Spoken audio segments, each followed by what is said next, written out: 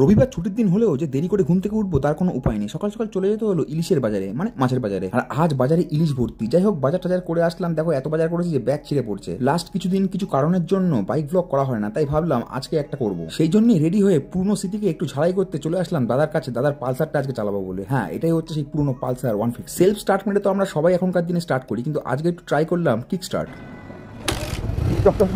Pulsar 150 একটা অনেক ঐতিহ্যবাহী আর পুরনো বাইক। যদিও এই বাইকটা পুরনো না, এটা 2020 সালের মডেল। আজ থেকে প্রায় 15 থেকে 16 বছর আগে যখন এত বাইকের হিড়িক ছিল না, তখনও কিন্তু পালসার সিরিজের মতো বাইক আমাদের মিডিল ক্লাস ফ্যামিলির ছেলের কাছে কিন্তু একটা ড্রিম ছিল। পালসার নামটা এতটাই পপুলার যে বাজাজ বাইকের মডেল চেঞ্জ করে দিল, নামটা কিন্তু একই রেখেছে। শর্টস আর পোর্টস হ্যান্ডেল বার সাথে ডিজিটাল মিটার, এটাই পালসারের ঐতিহ্য। সময় ফার্স্ট ডিজিটাল স্ক্রিন কিন্তু পালসারই দিত একটা সময়, আজ থেকে 15-16 বছর আগে।